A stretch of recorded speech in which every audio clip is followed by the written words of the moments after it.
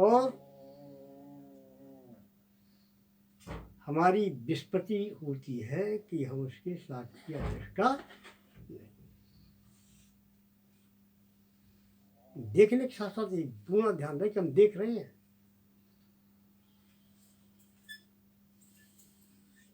एक छोटा, हमने कई बार उदाहरण होगा, एक छोटा बच्चा वो दंड बचाता हो,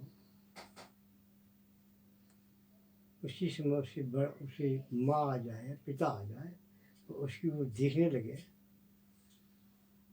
झपता है, बच्चा झप जाएगा, बार बार पिता की तरफ देखेगा, कहेंगे हमसे नाराज तो नहीं है।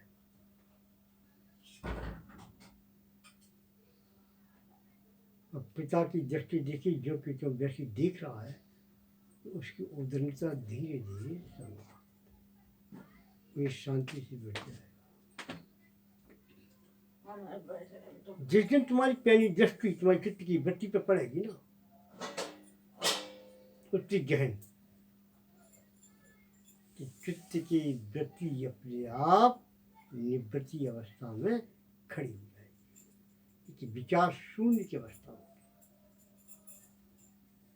करना नहीं है विचार शून्य, ध्यान रखना। जब हम करने का प्रयास, मैंने कहा कि करने का प्रयास करते हैं, एक वृत्ति और उठाते हैं, मेरी बोतल उठाए थे, पानी एक विचार और उठाते हैं।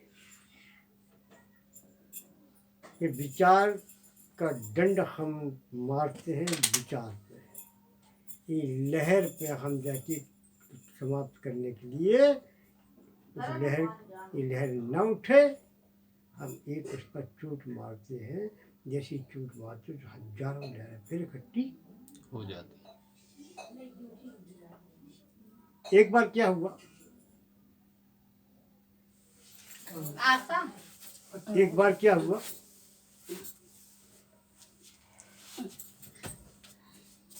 भगवान बुद्ध अपने भिक्षुक के साथ एक जंगल से गुजर रहे थे। एक नदी पड़ती थी,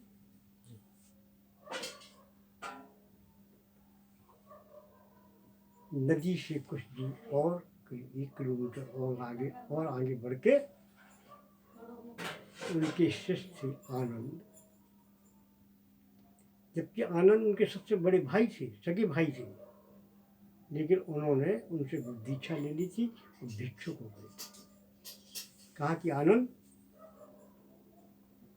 बहुत तेजी से प्यास लगी, तो नदी जो छोड़ के आए हैं ना, उस नदी से पानी लेके पात्र दिया पानी के लिए।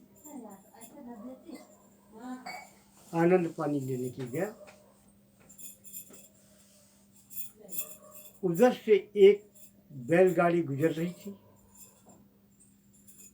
कुछ सामान को ढोने के लिए। और नदी से ही गुजरना था, नदी में ज़्यादा पानी था नहीं, गुजरना था।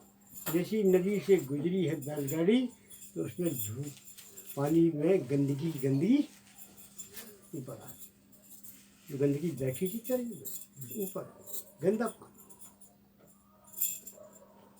जानवरों के वो बैल बंधे थे, उनकी चोट से, गाड़ी की चोट से पूरा पानी गंदा।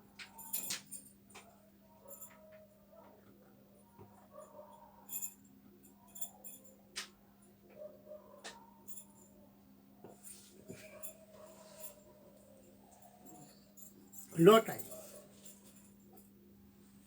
आनंद वहां से लौट आया, बोला भगवान वह पानी आपके पीने के लायक बहुत गंदा। बुद्ध ने कहा कि मुझे प्यास लगी है,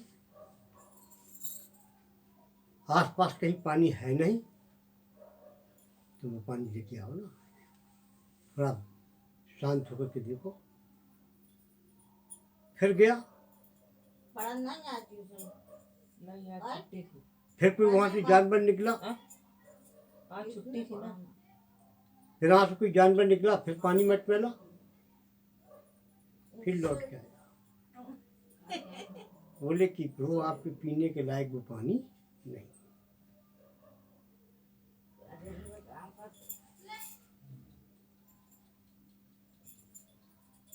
बुद्ध ने कहा कि पुनः फिर जाओ। ये अच्छी बात। एक कुंड में जाते हैं, फिर वापस लौट के आते हैं।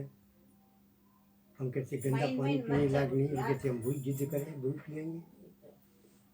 अब क्यों गुरु का आदेश जाने तो पड़ेगा। तीसरी निगाह कुछ प्रतीक्षा करो।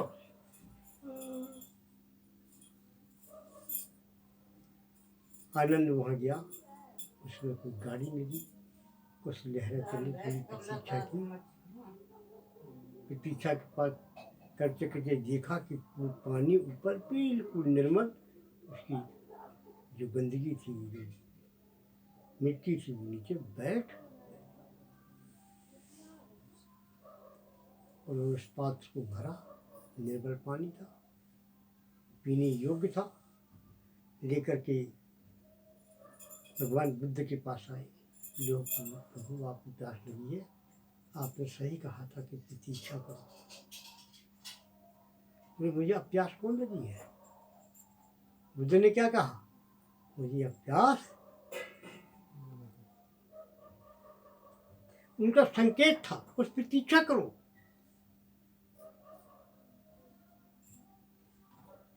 क्या संकेत था? कुछ प्रतीक्षा। मिट्टी तो ऊपर तैरेगी तो नहीं, कि मिट्टी और पानी भिजाती है ना, एक जात की नहीं है ना, भिजाती है। पानी अलग है, मिट्टी अलग है। मिट्टी कुछ तत्व से कौन इसमें जुड़ी हुई है, पानी की तत्व से नहीं जुड़ी हुई है। धीरे धीरे मिट्टी बैठ जाएगी। चित्त की वृत्ति में उठने वाले विचार, थोड़ी देर प्रतीक्षा करो।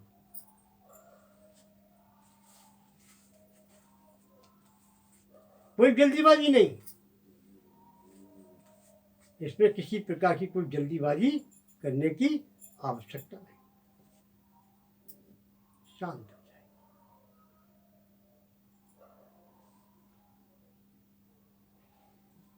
इसलिए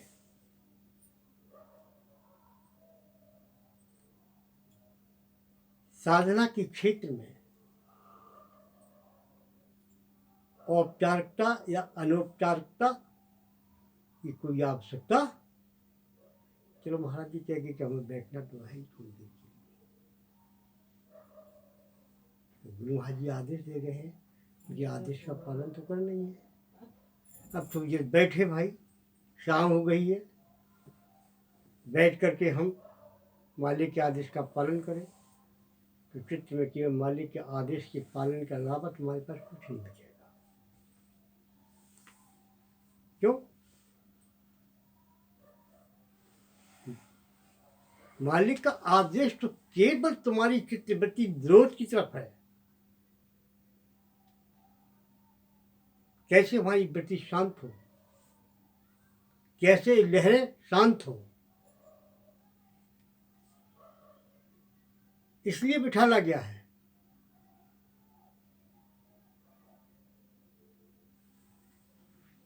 गुरु का तो आदेश तुम्हारे कल्याण के लिए है, चित्त की निरोधा के लिए है, तुम्हारे लिए है। तुम गुरु का आदेश नहीं, गुरु ने तो एक सूत्र दिया है केवल। गुरु ने क्या दिया है? एक सूत्र दिया है। सूत्र किसे दिया है? हमको, हमारे कल्याण के लिए दिया है। तो मुझे अपने कल्याण के लिए कोई भी कितना समय लग जाए, क्योंकि मेरा मुद्दा अति संवेदनशील है।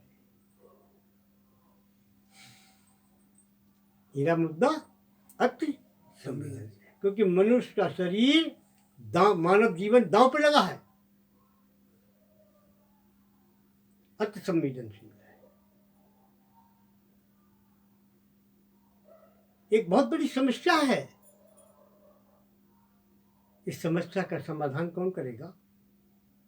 गुरु की प्रेरणा से, गुरु के आशीर्वाद से, गुरुदेव के आशीर्वाद से मुझे उस समस्या का समाधान करना।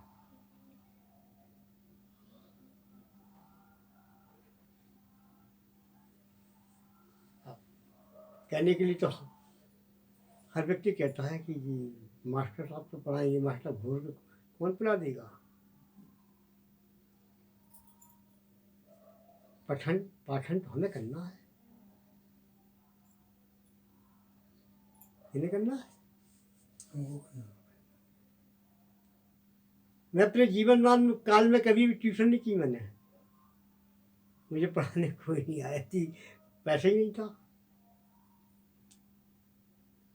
उसमें इंटर की पढ़ाई बड़ी महंगी थी। महंगी मतलब आज की एमए बीए की पढ़ाई, इंटर की पढ़ाई अंतर था। और गणित में हाई स्कूल की में हमने गणित में डिस्टिंक्शन प्राप्त की थी 100 में 98 नंबर। 100 में कितने नंबर? 98 नंबर। 2 नंबर जाने से इस जितने प्रश्न सारे के उत्तर सही, ये 2 नंबर कैसे काट दिए? 100 में 100 न देने के 98 दे देंगे। और प्रमेय वगैरह में काट दिए होंगे। और बच्चे इतना कोचिंग इतना ट्यूशन करते तब भी नहीं निकाल पाते। उस समय की गणित आज की गणित में बहुत बड़ा अंतर है। बीज गणित भी थी, अंक गणित भी थी और लेखा गणित भी थी। 3 गणित थी।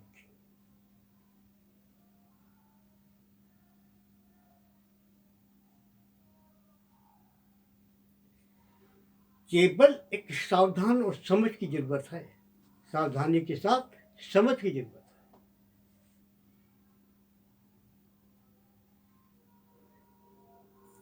एक जिज्ञासा की जरूरत है, एक मुमुक्षा की जरूरत है कि मेरा जीवन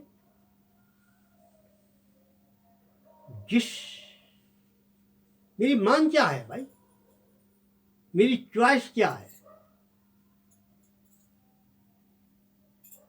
हम क्या चाहते हैं, ये बोध होना चाहिए।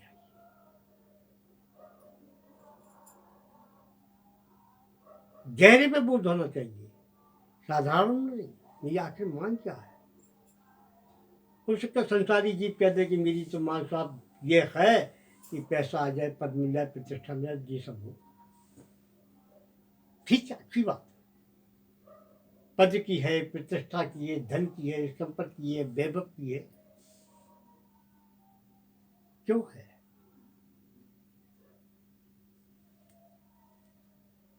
शायद हम गहरे में अगर इस प्रश्न का उत्तर का चिंतन करें, अध्ययन करें,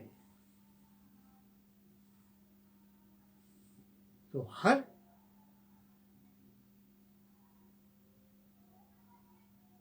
चिंतन में, अध्ययन में कोई ना कोई कारण होगा कि अगर ये पद हमें मिल जाए, चाहे धन के माध्यम से, किसी के माध्यम से, तो हमें शांति प्राप्त हो जाए। पूरे विश्व में ऐसा कोई व्यक्ति नहीं है, कोई प्राणी नहीं है जो सुख ना चाहता हो। है कोई जो दुख चाहता हो? कोई नहीं आ रहा है। सारे विश्व की एक ही मांग है, सारे विश्व की एक ही डिमांड है, क्या? सुख और शांति।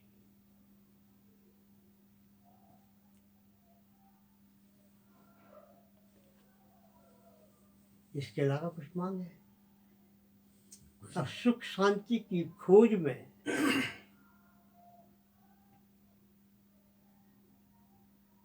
हर प्राणी इस अनुसंधान में कैसे सुख मिले हमको, कैसे सुख मिले, कैसी शांति हो।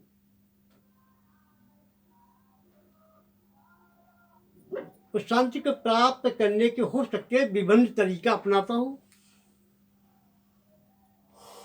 कोई किसी के माध्यम से शांति अपने अंदर लाने की चेष्टा करता हो। तरीका अलग अलग हो सकते हैं, लेकिन मूल विषय किसका है?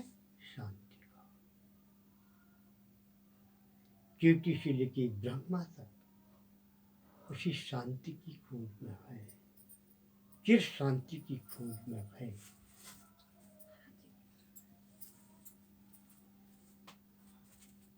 माध्यम अलग अलग हो सकता है भाई, लेकिन मांग पूरे विश्व की, हर प्राणी की एक है।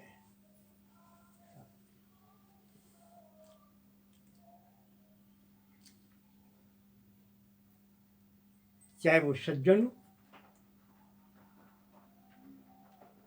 सज्जन स्वभाव के हो, चाहे वे दुर्जन हो, दुष्ट हो, अपराधी हो,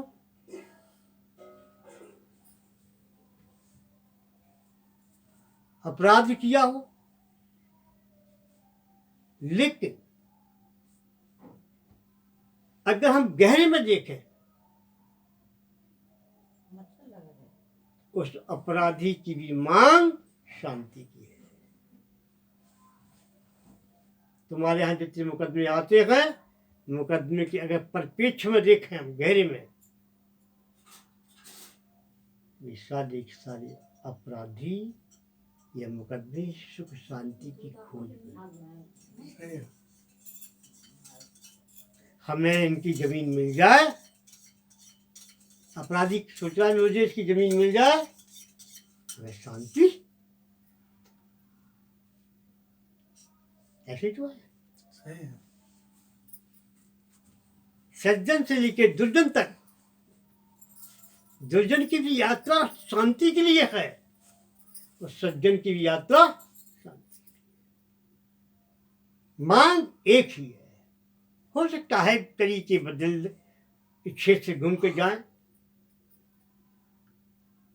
अपराध के क्षेत्र से घूम के जाए या निष्पराध के क्षेत्र से जाए, हो सकता है, क्योंकि उन्होंने जो शांति चाहिए, जिस शांति चाहिए, हो सकता है उनकी दिशा गलत हो। दिशा अगर गलत है, मांग एक है, दिशा गलत है, तो शांति नहीं मिलेगी और अशांति। आज जेल में जितने जो कैदी हैं, अगर हम गहरे में देखें, गहरे में चिंतन करें, जितने अपराधी हैं गहरे में चिंतन करें,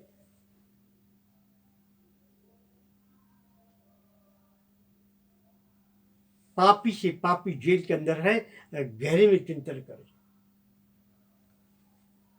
उनकी भी एक ही डिमांड है, एक ही मांग है, वह शांति। शांति प्राप्त करने का तरीका उनका गलत है, तरीका गलत है, भिन्न है। वो शांति किसमें खोज रहे हैं? पदार्थों में। कोई रजोगुण में शांति खोज रहा है, कोई तमोगुण के माध्यम से शांति खोज रहा है, कोई सतोगुण के माध्यम से शांति खोज रहा है, लेकिन शांति की खोज हर प्राणी मात्र की है। ढकी लगा बेटा, ऐसे मत बैठो, पंथी मार के बैठो। ऐसी बैठक में हो सकता है कि ये आलस जो है, आलस बहन हमारे पास में आ जाए।